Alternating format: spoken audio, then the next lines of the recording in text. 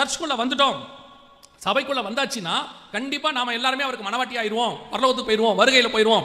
அப்படி ஒரு காலம் பைபிள் சொல்லவே இல்லை. ஒரு இடத்தில் கூட பைபிள் அந்த மாதிரி வார்த்தையை யூஸ் பண்ணவே இல்லை. அவர் எக்ஸ்பெக்ட் பண்றதான எதிர்பார்ப்பு எங்கேயோ இருக்கு. அவர் சொல்லும் போது எக்ஸாம்பிளா யாரை சொல்றாருன்னா, நான் பரிசுத்தரா இருப்பது போல அவருடைய லெவல் எங்க இருக்கு பாருங்க. நாம இன்னைக்கு நம்ம சுயநீதின்னு ஒன்று இருக்கு, அதுவே பைபிள் சொல்லுது நம்முடைய நீதி அவருக்கு முன்பாக அழுக்கான கந்தை. அந்த நீதியை பெருசா நினைச்சுக்கிட்டு அதை தூக்கி பிடிச்சிக்கிட்டு அதையே பெருமையா பேசிக்கிட்டு அதோட கூட இன்னொரு கம்பாரிசன் இருக்கு. அவனுக்கு நாம் பரவாயில்ல, அந்த சர்ச்சுக்கு எங்க சர்ச்சு பரவாயில்ல, அந்த ஊழியக்காரனுக்கு நாம் பரவாயில்ல, அந்த விசுவாசிக்கு நாம் பரவாயில்லன்னு அவன் உங்க நீதியே அழுக்கான கந்தை. நீங்க கம்பேர் பண்றது கிழிச்சு போட்ட கந்தை. அந்த கந்தையோட நீங்க கம்பேர் பண்ணிக்கிட்டு நான் பரவாயில்ல பரவாயில்லங்கிறீங்க. அவர் என்ன சொல்றாரு, கம்பாரிசன் அங்க பண்ணாத, கம்பாரிசன் என்னோட பண்ணுங்கிறாரு.